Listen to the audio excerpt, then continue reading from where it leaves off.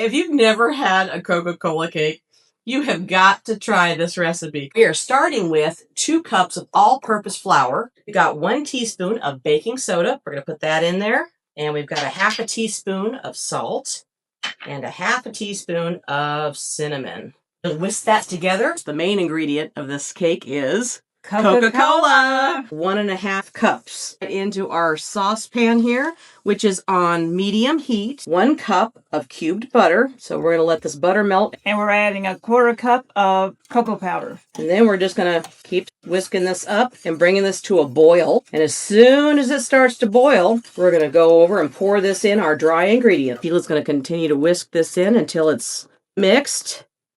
So in a medium mixing bowl, you want to take 2 eggs and a teaspoon of vanilla, a 1/2 cup of whole buttermilk. And we're going to whisk this up. And then we're just going to pour this in and whisk it in. We're greasing up the baking pan with some butter. We've got our oven preheated to 350 degrees. All right, so we're going to pour this in our 9x13 pan. And we're going to put this in the oven for about 25 to 30 minutes until that toothpick comes out clean. Now we're going to make the glaze. So in a saucepan on medium heat, we're going to add a 12-ounce can of Coca-Cola. Slowly bring this to a boil until it reduces down to half the size. Now that this is reduced in half, we're going to add our butter in. It's a 1/2 cup of butter we put in there. And then we're also going to add in our cocoa.